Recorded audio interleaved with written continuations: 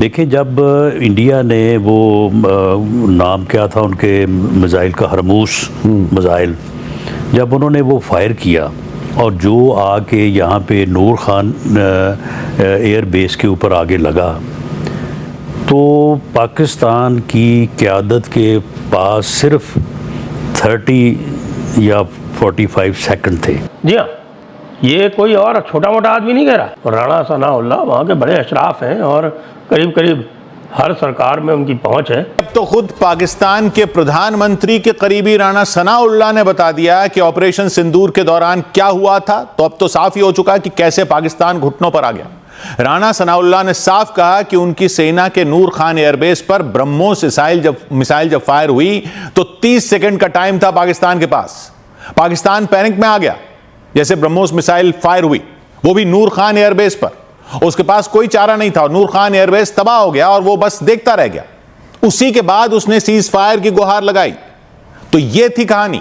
रात से अटैक हुआ है पाकिस्तान के ऊपर, जिस दिन रात को 1 बजे ठीक अटैक हुआ, तकरीबन 2 बजे का टाइम था। तो उन्होंने पाकिस्तान की हर बेस पे अटैक किया इंडिया ने। हाँ, उस ट्रंप ने तकरीबन 2-2.5 किलोमीटर दूर है एयरबेस। अच्छा, रफीकी एयरबेस। अच्छा, उधर भाईजान वो अटैक हुआ है हमारे, तो यहाँ तक कि वो ऐसा घर वालों ने महसूस किया कि जैसे जलजला आ गया। अच्छा। वो ऐसे इस कदर इमारतें हिली हैं। ये जो इंडिया ने ये साल खत्म होने से पहले पहले मोदी हर सूरत पाकिस्तान पर हमला करेगा, हर सूरत पाकिस्तान पर अटैक करेगा। दोस्तों, ब्रह्मोस का इतना खौफ छा चुका है पाकिस्तान के अंदर कि उनको ये समझ में नहीं आ रहा कि इसका तोड़ कहां से लाया गया। क्योंकि ब्रह्मोस की एक्यूरेसी जो है ना, उसकी स्पीड है, उसका कोई इलाज नहीं है। या अब ये मान के चलिए पाकिस्तान तो कुछ भी नहीं है, ना ये चीन के पास है, ना अमेरिका और रूस के पास है।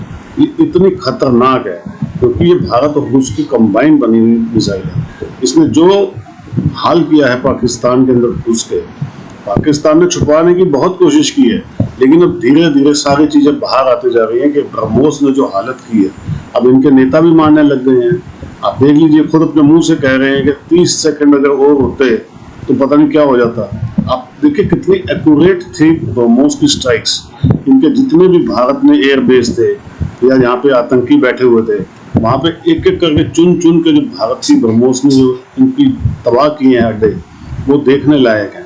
इसी चीज का इनके अंदर खौफ छाया हुआ है कि ब्रह्मोस का हमारे पास कोई इलाज नहीं है और हम कुछ नहीं कर पाएंगे। और अब तो भारत ब्रह्मोस से भी आगे निकल गया दोस्तों, हाइपरसोनिक मिसाइल भी बना रहा है। यही डर है, यही खौफ है जो इनको सता रहा है। पूरी वीडियो देखिएगा, कमेंट्स कीजिएगा, वीडियो को लाइक और सब्सक्राइब जरूर कीजिएगा। Thank you. अगर खुदा ना खास्ता उस दिन जब इंडिया ने अटैक किया है, उसके साथ अगर न्यूक्लियर बॉम्ब होता है, हाँ, नहीं इतनी बात नहीं है। फिर हमारे पास अच्छा, और आप जो मर्जी कर लें, जितने मर्जी एटॉमिक बॉम्ब बना लें।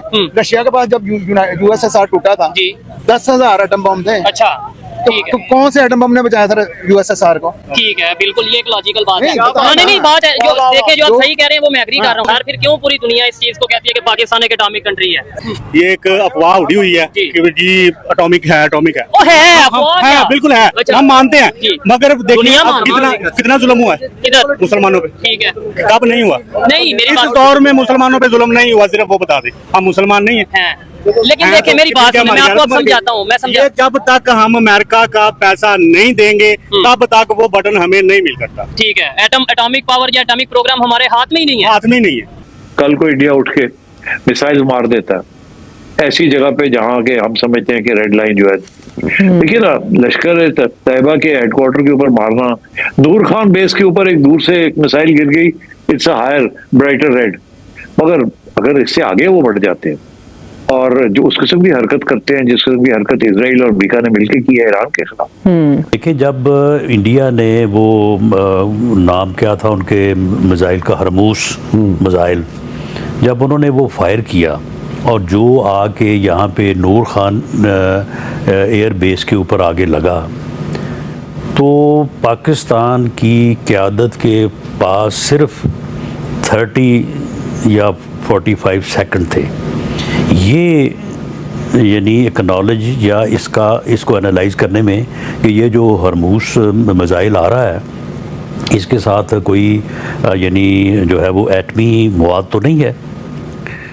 और उन 30 सेकंड में ये फैसला करना कि नहीं है और ये फैसला करना कि है, ये आप देख लेंगे ये कितना जो है वो ख़तरनाक बात थी। चले, मैं ये नहीं कहता कि चलो उन्होंने अच्छा किया कि मवाद नहीं था, लेकिन चले अगर इस तरफ जो है वो गलतफहमी हो जाती कि जी ऐसा ही है और इधर से फिर कोई जो है वो एक्शन हो जाता या इसी सूरत में वहाँ से एक्शन हो जाता, तो पूरी दुनिया जो है वो एटमी जंग में जो है वो चली जाती और जो तबाही होती उसका आप अंदाज़ा नहीं कर सकते। तो भाई साहब वही तो देखो ना, आज पाकिस्तानियों भारत ने ब्रह्मोस से भी बड़ा हथियार भाई साहब शो कर दिया, स्टार मिसाइल। 3 फेजेस इसके टेस्ट के कंप्लीट हो गए। फर्स्ट ऑफ ऑल इंडिया वालों, पाकिस्तान से तो मैं बहुत बहुत मुबारक हूँ इस चीज की कि आज भारत ने भाई साहब ब्रह्मोस से भी शक्तिशाली ऐसा मिसाइल निकाला है जिसको हम छू भी नहीं पाएंगे। मुझे तो डर लगा हुआ कहीं अगला टेस्ट भारत हम पे ना कर दे इसका। टेस्ट पॉइंट तो हम पे ही है ना यार, उधर तो और कोई जगह नहीं है, हम पे ही होगा। हाँ ये तो भारत अब जो भी मिसाइल टेस्ट करेगा हम पे करेगा और 100% अपने देश में हर चीज बनाई है और ना किसी इजाजत दुनिया के किसी देश की इजाजत लेनी नहीं पड़ेगी, एक्सपोर्ट भी मारेगा वही खुद अपने दम पर। यार भारत ऐसे खतरनाक हथियार कैसे क्रिएट कर रहा है और पाकिस्तानी कोई ऐसा डिफेंस बनाओ ताकि हम इन हथियारों को रोक सके यार। ये तो ब्रह्मोस का भी बाप बोला जा रहा है, भारत के साइंटिस्ट दिन रात एक करके उन्होंने ब्रह्मोस का भी बाप बना दिया है भाई। ये ना रडार से भी पकड़ सकता है ना डिफेंस सिस्टम पकड़ सकते हैं ब्रह्मोस की तरह, वो भी आता है वो भी चला जाता है वजह नहीं तो ज़ाहिर बात। यार हमारे एयर चीफ मार्शल्स थे, मतलब बड़े रिस्पेक्टेड हमारे मतलब हैं भाई, अब वो बोलना पड़ता है कि वो उन्होंने बोला था हम लोग हाइपरसोनिक जो मिसाइल्स है ना उनको भी ठोक सकते हैं भाई। फिर किधर है यार तो ये तो ब्रह्मोस सुपरसोनिक का, हाइपरसोनिक तो ब्रह्मोस से भी आगे। तो फिर हमारे यहाँ अगर बिलफर्ज इंडिया ने 15 ब्रह्मोस फायर किए हैं तो हमने ब्रह्मोस रोके क्यों नहीं है फिर? हाँ ये भी है, हमारे डिफेंस सिस्टम देख ले ना, HQ-9 से बड़ा हमारे पास कोई नहीं जो है ना यार। हमारे यार एयर चीफ ने बोला कि हमारे पास ऐसे सिस्टम्स हैं कि हम हाइपरसोनिक मिसाइल को रोक सकते हैं। तो फिर भाई ये सुपरसोनिक को क्यों नहीं रोक पाए हम लोग? ये भी बात है यार, देख ले उनकी ताकत देख ले, उनकी मिसाइल देख ले, उनमें इतनी क्षमता है ना, अगली चीज को वो जाम कर देते हैं पहले। हाँ ना, और भाई साहब फिर भारत ने अब स्टार मिसाइल दुनिया को दिखा जिसका पहले कितना खतरनाक वो यार घूम रहा था, ऊपर स्टार लिखा हुआ था। हाँ वो तो क्या बनेगा वो यार, मैं तो बोल रहा हूँ इंडिया क्या बना रहा है। ऐसे ऐसे भारत हथियार क्रिएट कर रहा है, पहली भारत के किसी हथियार का हमारे पास तोड़ नहीं और अब तो स्टार। हाँ जिसका तोड़ है ही किसी के पास। जब से मोदी जी ने भारत को आत्मनिर्भर भारत का स्लोगन दिया है तब से भारतीय डिफेंस में बहुत क्रांतिकारी चेंजेस आते जा रहे हैं, क्योंकि भारत के मिसाइल तो दुनिया के अंदर इसका कोई तोड़ ही नहीं है। भारत मिसाइल किंग है, ये पूरी दुनिया मान चुकी है, ब्रिटेन मान चुका है, अमेरिका को भी समझ में आ चुकी है, चीन को और पाकिस्तान का कहना ही क्या। दोस्तों आज हम उस स्पीड से आगे बढ़ रहे हैं डिफेंस सेक्टर के अंदर कि मिसाइल तो अपनी जगह है ही है, उसके अलावा भी हम इतने ज़्यादा इक्विपमेंट्स बना रहे हैं, इतनी ज़्यादा चीज़ें बना रहे हैं, जैसे हमारा लेज़र डिफेंस सिस्टम। दोस्तों ये वो लेज़र डिफेंस सिस्टम है जो हमेशा भारतीय सेना के साथ चलेगा। ये मोबाइल उस पर रहेगा और उसके बाद ये भारतीय जो सेना होगी उनके आगे आगे चलेगा। अगर बाई चांस कोई स्वाम ड्रोन्स जो होते हैं अगर वो हमला करेंगे तो वो भी उसको भी काउंटर कर लेगा।